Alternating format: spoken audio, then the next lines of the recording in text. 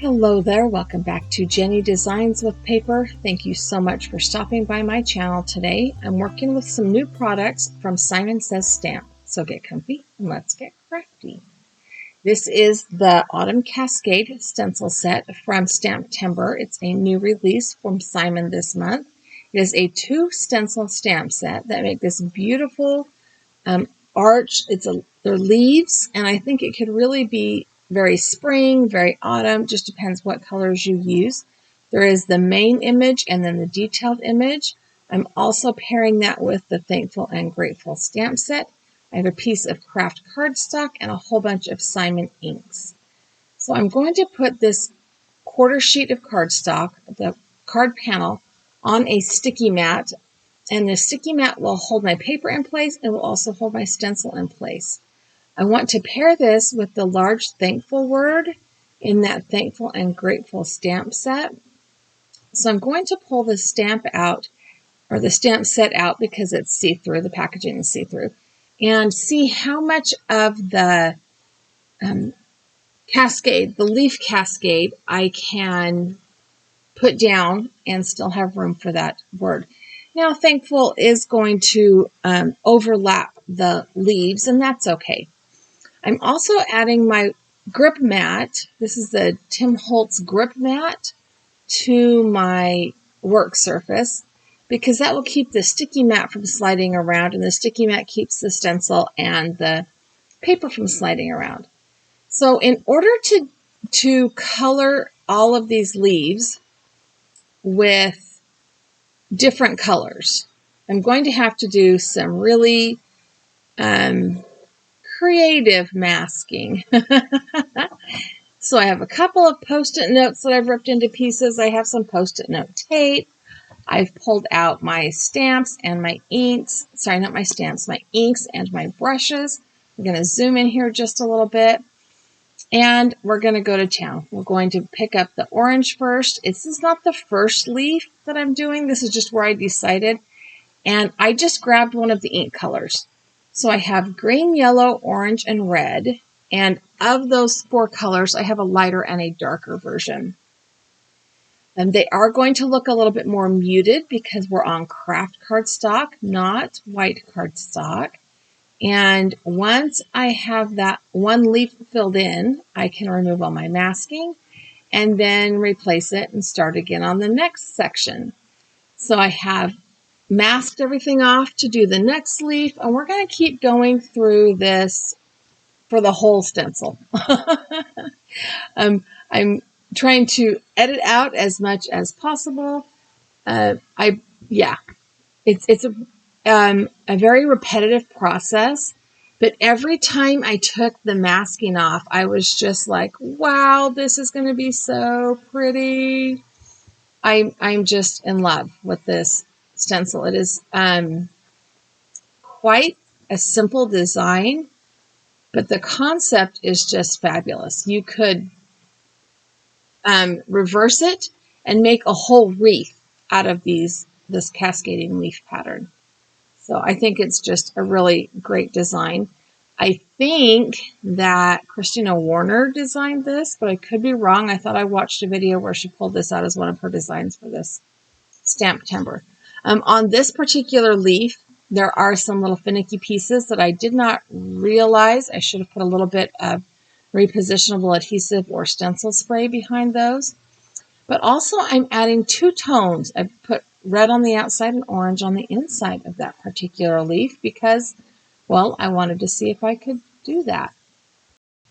Now, because this is a rather repetitive process, I have sped it up a little bit, but also I've eliminated some of the middle sections there because, well, I used the same colors and I did the same process over and over again. And I didn't feel like maybe you wanted to watch all of that. Okay, so now we're going to go ahead and go back with the second stencil, the detail stencil.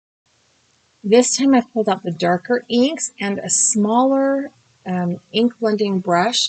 That way I don't have to mask things off. And yeah, it worked. The detail are, just the veining on the leaves or the little bit of the top of the berries. It just adds just enough dimension to make this card, this stencil, totally pop. You could add embossing ink and then emboss those details. You could use like a glimmer paste or a mood paste, anything like that. Now that I have all the stamping done, I'm going to start with, or the stenciling done, I'm going to go ahead and start with the sentiment stamping. And I have this grid that's on transparency film or acetate. And I'm using that to make sure I get my sentiments straight. This is a large word sentiment. It would look weird going crooked. Also, I'm just rubbing my fingers all over that stamp to make sure that it's there's no residue. And I full on expected to have to stamp this twice. But look how gorgeous that turned out the first time. Now I'm putting my grid mat back in there because I want to use one of the sub-sentiments as well. I grabbed the one that says, "You are in my life." So the card says, "Thankful that you are in my life." And I played around with where I wanted to put this. I have to be careful because of the descenders on the thankful word. So the first position that I put it, it totally did not stamp properly, which is why I'm glad I left that grid mat in there. So now I have decided to just go ahead and I'm going to make it work. I'm going to Tim Gun this card and make it work. And yes, the descenders overlap the sub-sentiment a little bit, but not so much that you can't read them. So I want to try something that I have not done. Lots of people have done it, but I have not done it before. And I'm going to use my A2 waffle flower dies to create the tiniest little rectangle frame. So I've pulled out the second and third dies in this waffle flower die set, and I'm going to lay them on my desk and use some painter's tape that I've destickified, is that a word? And I'm going to put these down, and hopefully the space is the same all the way around. It's visually anyway. And those two little pieces of tape become handles where I can move them around. So I'm going to cut them out of both the card and this kind of coppery, shiny paper. And I'm going to, this is going to be, so my card base is also this craft color. And I want to put down the edge of the panel, the copper frame, and then the insert of the panel.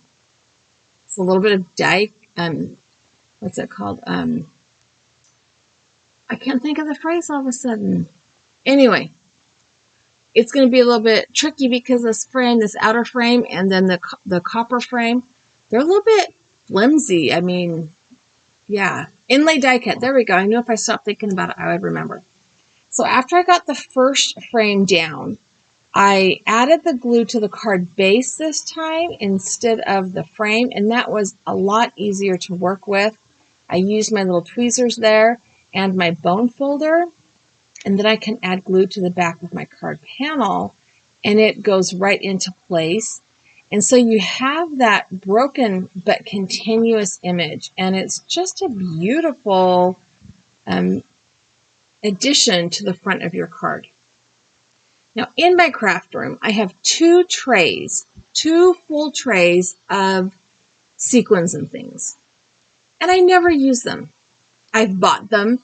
I get them as freebies when I make large orders, you know, all the things. And I never use them. And I decided that this was the card to start with.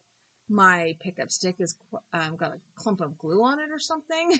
The sequins are not coming off very well. I did play around with the color combination. This sequin set, I don't even remember where I got it because I forgot to label the container.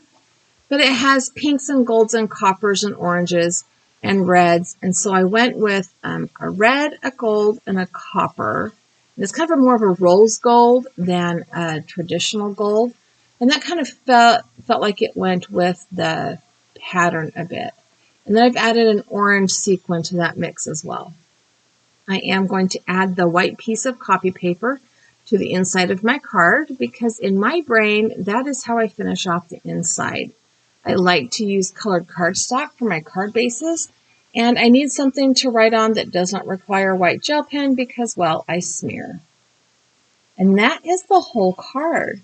This stencil is fabulous. I love it, and can't wait to use it again. Thank you so much for hanging out with me today. I hope you enjoyed this card and the video. I have added to the end of the video here a couple of other videos that I think you might like. I have also added that subscribe button. If you have not yet subscribed to my channel, I would love it if you did. Leave me a comment down below. Tell me how you feel about stencils. And have a really fabulous day.